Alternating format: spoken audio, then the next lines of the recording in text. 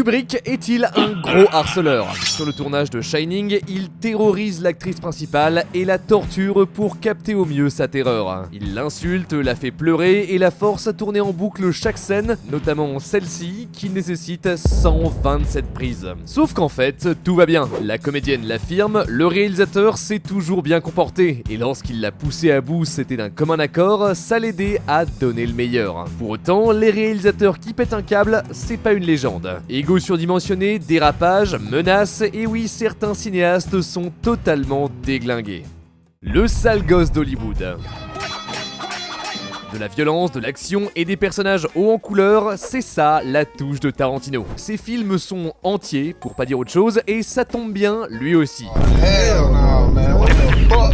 Dès son premier long métrage Reservoir Dogs, il se met le public dans sa poche, mais avec son caractère déjanté, il s'est pas fait que des amis. Alors déjà, on arrête la vidéo, parenthèse, c'est quoi cette obsession avec les pieds? Tout le monde fait des blagues dessus, on en rigole, certains disent non mais c'est artistique, mais on est d'accord, c'est pour assouvir un kink, il y a quelque chose quoi. Enfin, c'est surtout son rapport aux femmes qui est souvent critiqué. Uma Thurman, qui a tourné sur Pulp Fiction et Kill Bill, le décrit comme étant colérique. Il l'aurait humiliée et forcé à faire des cascades très risquées. Lorsqu'elle se casse le genou, la confiance entre les deux se brise à jamais. Et encore aujourd'hui, elle dit en souffrir. Pour elle, Tarantino a essayé de la tuer. Si.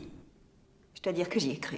L'histoire est assez glauque. Au 9e mois du tournage de Kill Bill, on touche enfin au but. Il ne reste plus que 4 petits jours pour tout mettre dans la boîte, mais Uma Thurman refuse une scène en voiture. Pour elle, l'état de la route et celui de son bolide n'est absolument pas acceptable. Elle demande à une cascadeuse de prendre sa place, mais Tarantino s'enrage. Il lui assure que la voiture a été vérifiée et qu'elle ne craint rien. Finalement, l'actrice accepte, elle démarre et au bout de quelques instants, elle perd le contrôle. Elle s'encastre dans un arbre, le volant enfoncé dans son ventre.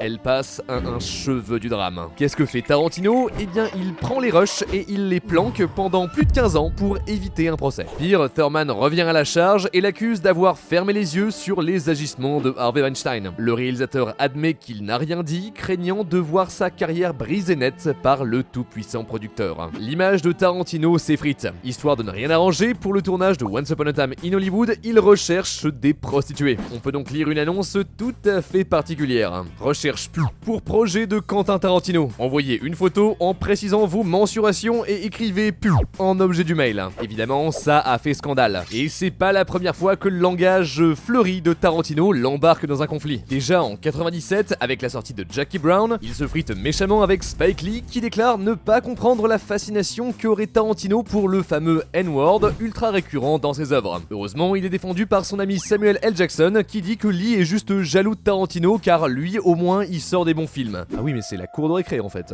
Les deux réalisateurs restent en froid et Spike Lee réitère en 2012 lorsqu'il déclare publiquement qu'il n'ira pas voir Django Unchained. Pour lui, s'amuser avec le sujet de l'esclavage, ça serait manquer de respect à ses ancêtres. Une nouvelle fois, Samuel L. Jackson s'interpose. Selon lui, montrer la violence et le racisme d'une Amérique de 1858, c'est au contraire tout ce qu'il y a de plus historique. Excuse non recevable pour Lee qui ne décolère pas. Et lorsqu'un journaliste demande à Tarantino si un jour les deux collaboreront pour enterrer l'âge de guerre, il répond « Je n'ai pas l'intention de perdre du temps à travailler avec ce fils de pute ». Oui, il y a un tas de gens que Tarantino n'aime pas, et comme toujours, il riposte à sa manière en faisant les films. Quand les méchants se font arroser au lance-flammes, c'est sa façon de répondre à toutes les critiques. En attendant, il l'a annoncé, en 2024 sortira son dernier film. Alors avant de le juger définitivement, attendons de voir de quelle façon il va nous dire au revoir.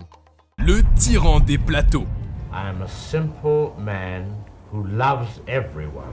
C'est ce que prétend Alfred Hitchcock, l'un des réalisateurs les plus célèbres de tous les temps, à qui on doit des classiques comme Fenêtre sur cour, Psychose ou Les Oiseaux. Maître absolu du suspense, tout le monde reconnaît son talent et on trouve aujourd'hui des références à ses films partout. Pourtant, derrière sa sympathie apparente se cache un véritable tortionnaire. 1910, Hitchcock est encore un enfant, un jour il fait une bêtise et ses parents l'envoient au commissariat muni d'une lettre. Après l'avoir lu, le policier l'arrête pour lui donner une leçon avant de le relâcher. Voilà ce qui arrive aux gens qui se comportent mal. Traumatisé, un monstre pétri d'angoisse vient de naître. Cette peur va donner naissance au perfectionniste ultime. Pour arriver à obtenir le plan parfait, Hitchcock s'implique dans tous les process process du film. Il écrit ses scénarios, ses dialogues, choisit ses acteurs, ses lieux de tournage, il va même jusqu'à créer certains costumes ou accessoires. On est sur un metteur en scène qui veut tout contrôler, même ses acteurs. On vous en a déjà parlé sur le tournage des Oiseaux. Une fois, Hitchcock a dit à une actrice que de faux volatiles vont l'attaquer, il lance les moteurs, la comédienne se tient prête, mais surprise, une nuée de vrais oiseaux surexcités se jette sur elle. Son calvaire va durer 5 jours.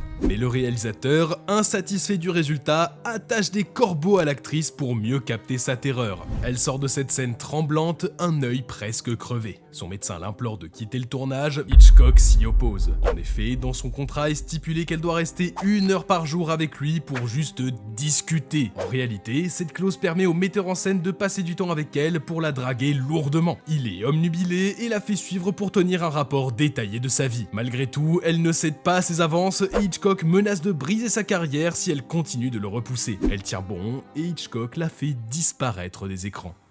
Cette histoire va mettre en lumière les rapports étranges du cinéaste avec ses acteurs. Sur le tournage des 39 marches, il considère ses comédiens comme du bétail. Pour les besoins d'une scène, 2 acteurs sont menottés l'un à l'autre. Après plusieurs prises qu'il juge mauvaises, Hitchcock s'éclipse et prétend avoir perdu la clé. Il ne reviendra les libérer que plusieurs heures plus tard. De l'humour, selon le réalisateur. Il se plaît à chercher les phobies des gens avec qui il travaille pour leur faire des petits cadeaux, comme des boîtes pleines d'araignées et de souris. Celui qui affirme que tout le monde aime avoir peur a un jour offert à la fille d'une de ses actrices une poupée à l'effigie de sa mère dans un cercueil. Trop marrant le prank. Il sait aussi faire dans la finesse. Un jour une actrice lui demande « Cher Alfred, quel est mon meilleur profil pour que les prises de vue soient les plus jolies ?» Réponse « Ma chère, vous êtes assise dessus !» Hitchcock est un homme plein d'angoisse. Celle de la police, de son père, mais aussi celle des œufs. Le réalisateur sort un jour une grande tirade à un journaliste pour lui expliquer cette phobie. En bref, sachez que pour lui, le jaune d'œuf est révoltant. Au-delà de sa légende, on ne peut pas tout pardonner à Hitchcock. Même remarque pour Akira Kurosawa, metteur en scène japonais. En 1957, sur un de ses films, il décide de capter le meilleur de son acteur en lui flanquant la peur de sa vie. Dans une scène où ce dernier subit des tirs à l'arc, il décide de remplacer les fausses flèches par des vraies et de demander au tireur de le frôler sur chaque projectile. Ça marche, le comédien pense qu'il va y passer. Ouais, quand on connaît l'anecdote, on comprend pourquoi le comédien est aussi convaincant. Le cinéaste en roue libre. Le réalisateur danois a été exclu du festival hier, une première dans l'histoire de ce rendez-vous mondial du cinéma. Faire des films pour provoquer, c'est pas un problème. Des œuvres glauques ou dérangeantes, on en a tous vu, parfois même avec un certain plaisir malsain. Par contre, quand un réalisateur choque plus que ses films, là c'est une autre histoire. En 1984, Lars von Trier, un jeune réalisateur danois, sort son premier long métrage, Element of Crime. Il en profite pour déclarer « J'espère de tout cœur que le film sera vu comme immoral ». Y a pas encore de polémique, mais laissez-lui le temps de se chauffer. Après plusieurs films, Von Trier réalise en 2000 Dancer in the Dark, puis en 2003 Dogville. Largement plébiscité, ses œuvres lui permettent définitivement de se faire un nom. On parle de lui comme étant le metteur en scène à suivre absolument. Mais il tombe aussi en dépression. Il travaille de moins en moins sérieusement, il traîne sur ses scénarios, le plaisir de faire des films le quitte, mais pas sa volonté de choquer. En 2009, il revient avec Antéchrist, un projet qu'il qualifie de brouillon pas vraiment fini, qui lui sert surtout de thérapie. Ce qui est souvent une mauvaise idée, la preuve regardez YouTube Heroes. Les images étaient composées en dehors de toute logique ou de réflexion dramatique, elles provenaient souvent de mes rêves. Sauf que Lars doit passer des drôles de nuits. Dès sa sortie, des associations réclament que le film, déjà interdit aux moins de 16 ans, soit encore plus réprimé. Des années plus tard, il finit par être carrément interdit à tous les mineurs. Pourquoi ? Eh bien, l'œuvre est bourrée de passages ultra gore très graphiques, et en plus elle regorge de scènes olé olé non simulées. En 2011, à Cannes, il présente Mélancolia, un film moins bizarre, mais qui se fait quand même remarquer parce que Lars multiplie les propos déjantés et provocateurs. Lors du traditionnel photocall, il tend un point sur lequel on peut lire le mot fuck. Ensuite, en interview, il plaisante longuement sur le fait qu'il comprend Hitler et qu'il est lui-même un peu nazi. Oula, bah dis donc. Il a beau dire que c'est des blagues, le festival de Cannes le déclare persona non grata et il le dit de casse-toi sur le champ, au revoir quoi. Le réalisateur Nicolas Winding Refn, je sais pas comment ça se prononce, lance aux journalistes que c'est bien fait fait pour lui car c'est ce qu'on mérite quand on a le cerveau cramé par la drogue. Lars réplique. Il rappelle que la mère de Nicolas a été son assistante réalisatrice pendant des années et qu'au lieu de l'insulter, il ferait donc mieux de le défendre. Lars le connaît depuis qu'il est tout petit et cette ingratitude le met hors de lui. Leur amitié est brisée à jamais. Ils s'insultent par médias interposés jusqu'au moment où Nicolas déclare qu'il en a marre de parler de son compère qui n'est plus qu'un vieux ringard. Il conclut quand même en sortant la sulfateuse. Il est fini. La dernière chose que j'ai vu Lars faire, c'était dire à ma femme qu'il voulait la baiser. Ça sent encore plus le roussi quand la chanteuse islandaise Björk affirme qu'elle a été harcelée sexuellement par le passé par un réalisateur danois dont elle préfère taire le nom. Oulala. Sauf que des réalisateurs danois avec lesquels elle a travaillé, il y en a pas 50 et tout le monde comprend qu'elle fait référence à Von Trier et au tournage de Dancer in the Dark. D'ailleurs, à cette époque, Björk apprend que Nicole Kidman va jouer dans une de ses productions et elle s'empresse de lui écrire un message pour lui dire que non,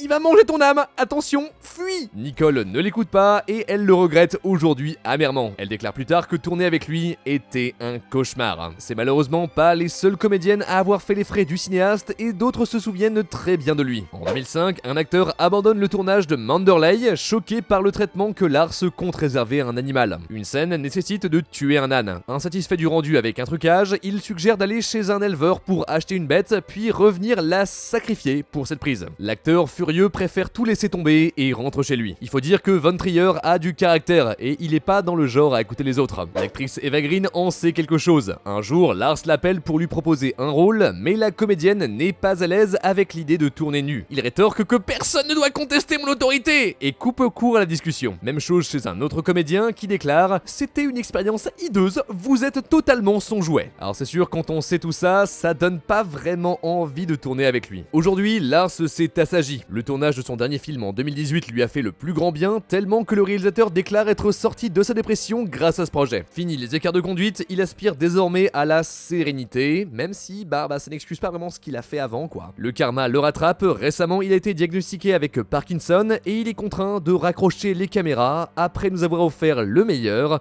comme le pire. Le réalisateur qui ne craint pas la mort. Son nom ne vous dit peut-être pas grand-chose, pourtant Werner Herzog est un réalisateur prolifique. Plus de 70 longs métrages à son actif. Si aujourd'hui on parle de lui, c'est pas pour rien, car vous allez le voir, celui qu'on surnomme le fou est presque un film à lui tout seul. Élevé à la dure, il se forge rapidement un caractère bien trempé. Il grandit dans un village de Bavière où il n'y a ni télévision ni téléphone. Après des études d'histoire et de littérature, il travaille de nuit comme soudeur pour financer son premier long métrage qui obtient un prix spécial au Festival de Berlin. Sa carrière est lancée à 19 ans seulement. Mais malgré son succès financier, Herzog ne compte pas rentrer dans la jet set. Philosophe, il déclare que les biens matériels ne lui apportent aucun plaisir. Il ne possède qu'un seul costume qu'il porte en boucle depuis 25 ans, pareil pour ses chaussures, qu'il remplace seulement quand elles sont complètement trouées. Et alors, en parlant de chaussures, une fois le réalisateur discute avec son collègue Errol Morris, ce dernier lui explique vouloir faire un documentaire sur un cimetière pour animaux, Herzog lui dit qu'il mangera sa propre chaussure s'il réalise le film. Quand arrive ce jour, l'Allemand tient sa parole. Il se met carrément en scène dans un documentaire sobrement intitulé « Werner Herzog mange sa chaussure ». 20 minutes très chelou où il aromatise sa chaussure en cuir avec de l'herbe, la plonge dans une casserole d'eau bouillante, puis s'en délecte devant les caméras, tout est normal. Surtout, le grand public le connaît pour ses coups de gueule retentissants et le calvaire qu'il fait vivre à ses acteurs. Lui qui est un vrai dur, ne comprend pas pourquoi ses comédiens se plaignent alors même qu'il les fait tourner en pleine jungle dans des conditions horribles. Sur le tournage d'Aguirre, ses acteurs et membres d'équipe frôlent la noyade lors du tournage d'une scène. Herzog, voulant donner au film un aspect documentaire, garde l'incident au montage. Ça, c'est qu'une anecdote parmi tant d'autres. On vous passe l'histoire où il échange de vrais coups de feu avec un de ses comédiens, Klaus Kinski, sur le plateau à la suite d'un clash. Tous ces tournages sont dingues. En 1976, Herzog essaie de trouver une façon innovante de capter ses sujets. Naturellement, il hypnotise toute la production de Heart of Glass, estimant que ça colle au thème de l'histoire qu'il décrit comme une folie collective. Autre particularité de ce film, il n'a pas de début, pas de milieu et pas de fin. C'est juste un film complètement barré. Dans le genre créatif, on peut aussi évoquer Alejandro Jodorowsky qui, sur le tournage de son film La Montagne Sacrée, aurait distribué du LSD à ses acteurs pour stimuler leur créativité. Oh, c'était la mode à l'époque. Mais Herzog n'est pas qu'un cœur de pierre. Un jour, il décide de rallier Paris depuis Munich, à pied, en plein hiver et bloqué sous la neige. Pourquoi ne pas prendre le train ou la voiture? Eh bien parce que le réalisateur estime que son intense voyage de 3 mois aidera à guérir un ami gravement malade. Il dit qu'il voit pas le rapport. Pour lui, voyager à pied, c'est plus que marcher, il philosophe pendant ses escapades. Je ne regarde jamais où je mets les pieds, mais je ne perds jamais ma direction. Toujours est-il qu'après sa visite, son ami est requinqué. D'ailleurs, c'est pas le seul homme que Herzog a sauvé, et il s'agit de quelqu'un que vous connaissez bien, Joaquin Phoenix. Un jour, il trouve l'acteur dans une voiture accidentée sur le bord de la route. Coincé entre ses airbags et totalement sonné, il tente par réflexe d'allumer une cigarette, Herzog lui arrache le briquet des mains. En fait, à cause de l'accident, l'acteur était recouvert d'essence et aurait fait un joli barbecue en cas d'étincelle. Alors qu'il reprend ses esprits, Phoenix tente de le remercier. Herzog, qui a pourtant reconnu le comédien, refuse de blablater, lui lançant simplement qu'il n'a pas envie de parler aujourd'hui, la classe. Un vrai personnage, 1000 vies en une, plus d'anecdotes à raconter que n'importe qui. Oui, Herzog est un réalisateur fascinant, le genre de type qui se fait tirer dessus en pleine interview, constate son bras qui saigne et déclare que tout va bien car cette balle n'était pas significative. Eh ben vous savez quoi, pourquoi pas, moi en ce moment j'aimerais bien savoir philosopher comme lui. Être réalisateur, c'est comme être entraîneur d'une équipe de foot. Quand les résultats ne sont pas bons, vous êtes le premier à trinquer. Avec toute cette pression, nombreux sont les cinéastes qui craquent et font littéralement n'importe quoi. Peut-être qu'il ferait mieux de s'inspirer de metteurs en scène comme David Lynch, qui pratique la méditation transcendantale pour garder son sang-froid. Après tout, si ça peut éviter à nos réalisateurs favoris d'exploser en plein vol, on ne peut dire que oui.